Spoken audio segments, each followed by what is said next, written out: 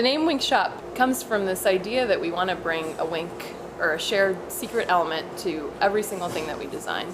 So we like to think of a coat, a nice coat that you have that has an unexpected lining. We want to bring that element of surprise, to every product that we make. We like to think of our company as a workshop. You know, the process of physically prototyping and making objects in an iterative fashion is really important to our design practice. So the shop part of the name kind of speaks to that. And we're trying to create products for people who are careful consumers and who care about what they buy and where it comes from. They try to buy products that resonate with themselves. We think of ourselves as our customer in a lot of ways. We think about the things that we'd like in our own homes and in our own lives. We think about what would bring us delight, and we hope to share that with our customer base. In terms of the geometries and forms that our products take on, having backgrounds in architecture, we're interested in a sort of simplicity and clarity of form. But that being said, we still want to sort of push the limits of materials and textures.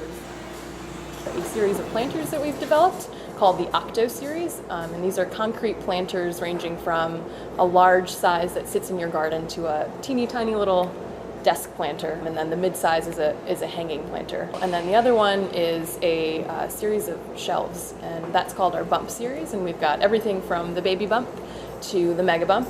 Sam and I met in graduate school at the University of Michigan. We actually sat next to each other and have seen each other through trials and tribulations, I would say. But she managed to finally lure me up here to San Francisco specifically so that we could start this company.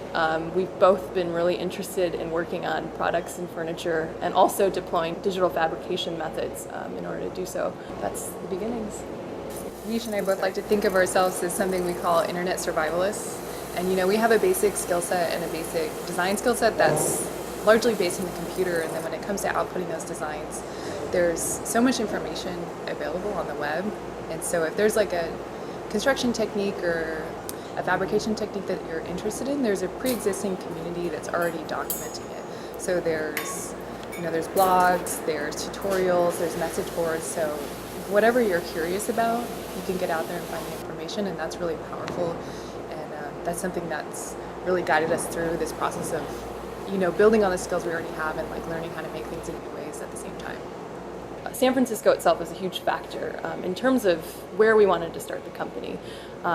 It's an incredible place to be because it's this whole community of people who are doing things and making things and excited about what they're doing. So I think that it's exciting to be part of this movement of makers, but then it's also just really rewarding to be able to fabricate things instantaneously.